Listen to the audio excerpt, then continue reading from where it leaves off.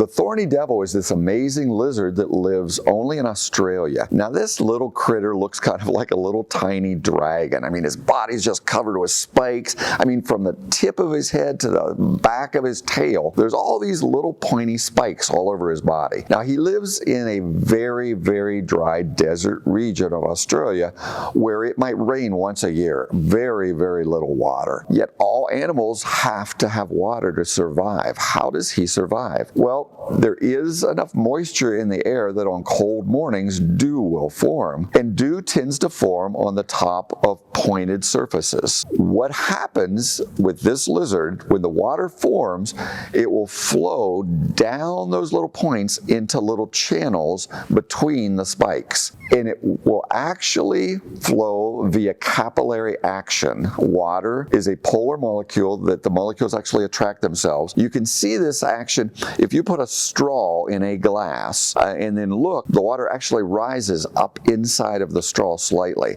That is capillary action. So the thorny lizard is like a walking, living sponge. His body attracts dew in the morning.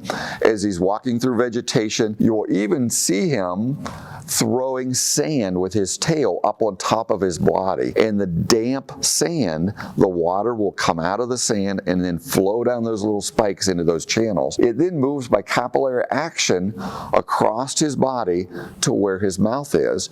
And he merely has to kind of open his mouth and use his tongue and kind of lick, and he will suck the water off of his body into his mouth. So God created a living, walking, water-absorbing sponge called the spiny lizard. Now, how could this have just happened?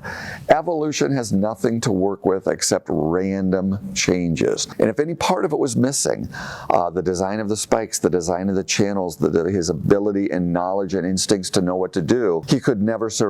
He would just die when living in this very dry environment. He has been designed by God in a marvelous way to fill a very harsh environmental niche of our world in this desert in Australia.